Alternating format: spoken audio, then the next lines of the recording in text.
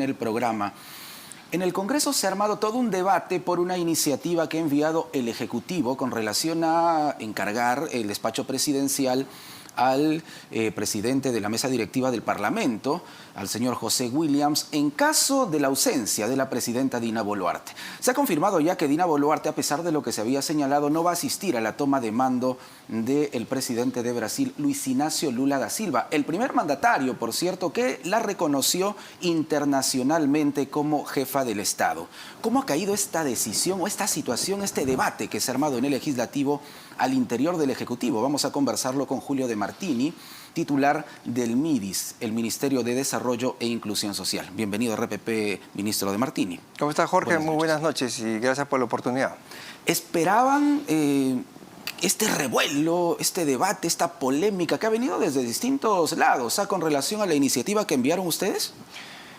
Bueno, ciertamente toda acción de una propuesta legislativa o una acción política, una política pública, siempre va a tener sus criterios y sus análisis y sus opiniones. De hecho, que sí esperábamos que haya opiniones. Lo que siempre esperamos es que las opiniones sean objetivas. Acá lo que se ha hecho es ver en perspectiva un tema que nunca se ha tocado y que ya ha pasado a nivel nacional. ¿Qué es lo que nosotros vislumbramos, ¿no? Las relaciones internacionales son importantes. No podemos dejar de desconocer que la presencia del mandatario o mandataria de Estado en algunas actividades internacionales son vitales para estrechar lazos, para poner al Perú en valor, como sabemos que lo tenemos. Y por lo tanto, cuando suceden estas circunstancias, que ya han habido otras veces, no puede salir el mandatario porque no tiene vicepresidentes, como es el caso de la presidenta Boluarte. Claro, por lo tanto, claro. Es una alternativa que la hemos propuesto en el ánimo que se discuta, que se debata dentro del orden constitucional. Hasta ahí lo podemos entender, ministro de Martini, pero ¿era oportuno en este momento, comprenderá usted, que la imagen que tiene el Congreso ante la ciudadanía, la opinión pública, no es la mejor? Estamos hablando de 82% de desaprobación. Proponer que el titular de la mesa directiva del Parlamento se encargue de la presidencia, ¿no le parece por lo menos inoportuno en este momento? Lo que pasa es que hay que distinguir las cosas urgentes de las importantes, ¿no? Esta es una cosa urgente, pero claro, el Congreso, dentro de sus competencias, tiene la potestad de ver en qué momento atiende este pedido que es urgente, pero tal vez no tiene la importancia como otros que ya le estamos dando. Para nosotros más importante es los canales de diálogo, más importante es la planificación y algunas medidas que ya estamos sacando de cara a la responsabilidad del Ejecutivo. Eso es lo importante. Pero, como digo, son propuestas que dentro de los fueros constitucionales tienen que ser debatidas y en esos fueros pues se decidirá la continuidad, de repente se decidirá el aplazarlo o de repente archivarlo. Y nosotros respetaremos eso, ¿no? ¿La presidenta Dina Boluarte canceló su viaje a Brasil debido a este debate o ya lo tenía planteado de esa manera? No, es parte de un proceso y un proceso creo que lo está manejando muy bien la Cancillería y la Canciller de un fortalecimiento de relaciones internacionales, pero hay que ser objetivo. Si no tiene la posibilidad de viajar, pues no puede planificarlo. Entonces, claro, por lo tanto, lo que era evidente era poner en debate esto y proyectar, pues, no solamente sino otros viajes que podrían darse nuevamente, de cara al fortalecimiento de las relaciones internacionales que también tiene y juega un papel importante, ¿no? Y a raíz de toda esta situación han saltado también algunas voces, obviamente de los partidos de izquierda, que señalan que hay un cogobierno entre el Ejecutivo y el Congreso de la República. ¿Qué le responde usted como parte precisamente del Ejecutivo? Bueno, siempre son respetables todas las voces y las opiniones, pero vamos al objetivo, ¿no? Y el objetivo es que no hay cogobierno. Pero lo que sí hay, y lo manda la Constitución, es un trabajo que más bien debería fortalecerse. Es un trabajo articulado entre los poderes del Estado. Es un trabajo articulado que lamentablemente esas opiniones pasan porque no se ha hecho durante años, que es lo que debería hacerse de cara a la ciudadanía. El Congreso, articuladamente con el Ejecutivo y con otros poderes del Estado, con el Poder Judicial, garantizan que nuestro Estado de Derecho se fortalezca. Y eso es lo que no se ve, por eso se ve raro. Y más bien nuestra perspectiva de gobierno, lo que lidera la presidenta Boluarte, es fortalecer estos lazos. Por eso se ha convocado permanentemente al presidente del Congreso, que es el representante de todos los congresistas, de todas las bancadas, el primus inter pares en el Congreso. Por eso se ha convocado también al Consejo de Estado, por eso se ha convocado a los diferentes actores. ¿Para qué? Para que todos en conjunto articulemos y trabajemos de cara a las necesidades del ciudadano. Y precisamente, ya que hablamos del Congreso de la República, para el martes 10 de enero se está convocando al gabinete ministerial con el fin de que pida el voto de confianza ante el Pleno del Congreso. ¿Qué expectativas, ministro de Martínez? Se habla de 3 ejes que van a ser presentados por el gabinete Otárola: educación, lucha contra la corrupción y el destrabe de proyectos, un tema muy importante considerando la incertidumbre tanto política como económica que ha vivido el país desde hace muchísimo tiempo. Claro, vamos a empezar por el último.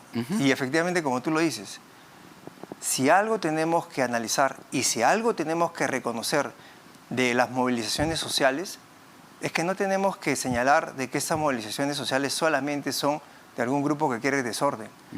Hay muchas personas que con justa razón se han movilizado porque hay muchas demandas insatisfechas, Jorge. Así es. Y por lo tanto, esas demandas insatisfechas, para los que conocemos de gestión pública, muchas veces viene por una burocracia excesiva.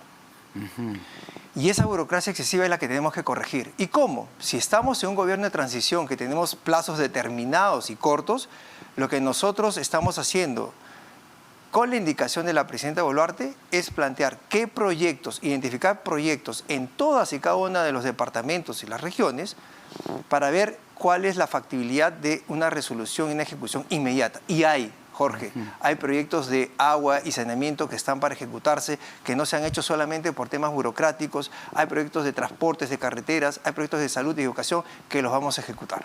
Perfecto. Luego, perdón, para terminar la idea. Por favor. Ese es el tercer punto que usted lo ha puesto primero. Así Correcto. es. Luego vamos por el segundo, que es la corrupción que has mencionado. Sí, lucha contra la corrupción. Y ahí hay un mensaje claro. La presidenta Boluarte nos ha juramentado a todos, frente, ¿no es cierto?, a nuestras creencias, un juramento no solamente por el país, sino también por una lucha frontal anticorrupción. Si algo tenemos que nosotros marcar la diferencia, es que tenemos que tener de cara a ese trabajo transparente. Y el trabajo transparente, nuevamente, vamos a los hechos. Plazos determinados, ejecución de proyectos y de repente fortalecer la meritocracia. Y como nos ha indicado el Premier y la Presidenta, los equipos de integridad que tienen todo ministerio, conjuntamente con los equipos de control interno, son 2 equipos que juegan un papel fundamental en todos los ministerios. En el caso del MIS, vamos a fortalecerlos para que reciban todas aquellas quejas, denuncias de los ciudadanos que reciben los servicios y pongamos automáticamente en alerta y tomar las medidas correctivas del caso. Correcto. Y el primer punto, la educación. La educación, fundamental también en nuestro país, descuidada durante muchísimos años. ¿Quién no va a estar de acuerdo de que la educación es el eje central del desarrollo? Es, creo que la herramienta para realmente creer en un cambio en una sociedad.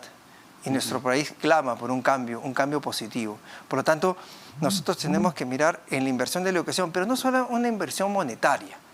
Porque recordemos que, claro, hay una inversión en infraestructura y una brecha grande que estoy seguro que nuestro ministro de Educación ya está identificando. Tiene un primer encargo de la presidenta de que este año lectivo del 2023 se comience con escuelas a nivel nacional activas, con mantenimiento, pero no solamente la parte de infraestructura, también es una parte académica, es una parte de integrar a la escuela tradicional con las comunicaciones, con las redes de comunicaciones, y por eso estamos mirando también a la red dorsal para que garanticemos esta conectividad de los tantos alumnos y profesores para que tengan una educación mirando ya a un mundo globalizado. Entonces son varias cosas. Como eje el profesor, el maestro, es importante, un maestro que le demos las herramientas necesarias para que cada uno de ellos pueda crecer en su actividad que es tan valiosa para el Estado, ¿no? Muy bien. ¿Cómo ha estado caminando la ejecución del presupuesto en su sector, ministro de Martín? Usted ha sido viceministro también, la ministra era Dina Boluarte, ahora presidenta de la República. ¿Cuánto se ha avanzado? Sería bueno que el país pueda conocer algunos detalles al respecto. Claro, ahí Jorge, quiero informarle a la ciudadanía que es una experiencia que he compartido con la ahora presidenta Boluarte. Una de las indicaciones que nos dio, y yo como viceministro en su momento, era de que teníamos que tener una alta ejecución presupuestal, porque los recursos del MIDI sobre todo es sobre políticas sociales, Exacto. sobre pobreza extrema. Y bueno, hemos hecho ese trabajo todo este 2022. Hoy día estamos cerrando con 99.1 y estamos proyectando al 31, estos últimos días, cerrar un 99.7% de ejecución presupuestal. Casi el 100% del presupuesto que nos asignaron. Y esto, Jorge, ha servido mucho, ¿sabe para qué? Porque la ministra Boluarte, en su calidad de ministra, pudo llevar con su equipo técnico al Congreso a la aprobación del presupuesto 2023 esta alta ejecución, que ha permitido que se apruebe un 10% adicional histórico en el MIDIS. Tenemos 500 millones más de soles para el 2023 y estos 500 millones adicionales por nuestra buena ejecución va a repercutir en ¿qué? En más pensión 65 para adultos mayores, en más programas juntos para ver la anemia, la desnutrición crónica infantil, en programas como Contigo para personas con discapacidad severa, que tenemos que cerrar esa brecha. Entonces, dentro de todo es una noticia alentadora. Es una muy buena noticia, es un incremento de presupuesto, pero otra noticia que quiero hoy día aprovechar el espacio. Hoy día en Consejo de Ministros hemos aprobado la nueva ley de política social, la apéndice nueva, la Política Nacional de Desarrollo Social. ¿Qué nos dice esta normativa? Esta ley es importante y acá quiero mandar un mensaje a todos los actores en el tema de política social a nivel nacional. Estamos cambiando la mirada, Jorge. Hasta hoy día se tenía solamente una mirada de la pobreza monetaria. La pobreza monetaria era solamente el que ganaba el sueldo mínimo. Si estaba sobre el sueldo mínimo, no era pobre extremo. Si estaba bajo el sueldo mínimo, era pobre extremo. Claro. Pero esa no era la pobreza que veíamos, sobre todo en las ciudades. Ahora la nueva política ve la pobreza multidimensional, la carencia de servicios. Y ese es el nuevo concepto que vamos a aplicar en el gobierno de la doctora Boluarte. Política que ha trabajado ella con su equipo técnico, con nosotros, y que ahora como presidente de la República está aprobándola, está recibiéndola, y eso nos va a servir a todos los sectores para realmente llegar a la población, sobre todo la pobreza urbana, que ahora vamos a poder atender con esta nueva política, ¿no? Finalmente, ministro De Martini, le ruego una respuesta de un minuto. Se están anunciando ya protestas sociales a partir del 4 de enero. No queremos caer nuevamente en una situación de conflicto, de enfrentamientos que han dejado lamentablemente a 27 familias enlutadas. ¿Qué va a hacer el gobierno inmediatamente para frenar esta situación? Y lo estamos haciendo. Primero es no esperar. Y ahí todo el Consejo de Ministros, cada ministro tiene asignado una o más regiones. Y estamos yendo constantemente a esas regiones, ¿para qué? Para ponernos a disposición. Tampoco podemos nosotros agarrar y decir, nosotros vamos a dialogar y nosotros vamos a escoger con quién dialogamos. No, ponernos a disposición de las personas que tienen demandas reales e insatisfechas para empezar los canales de comunicación y para decirles que un gobierno de transición puede ponerse metas claras y puede solucionar problemas de manera inmediata. Y eso yo creo que es la premisa y lo que tiene que imperar. El diálogo, los canales de diálogo y sobre todo, ¿no es cierto?, ver al país como una oportunidad y dejarnos de toda esa lamentable idea de violencia y represión, ¿no? Así lo esperamos. Muchísimas gracias, ministro Di Martini. Muchas gracias. Gracias. Julio Di Martini, titular del MIDIS, aquí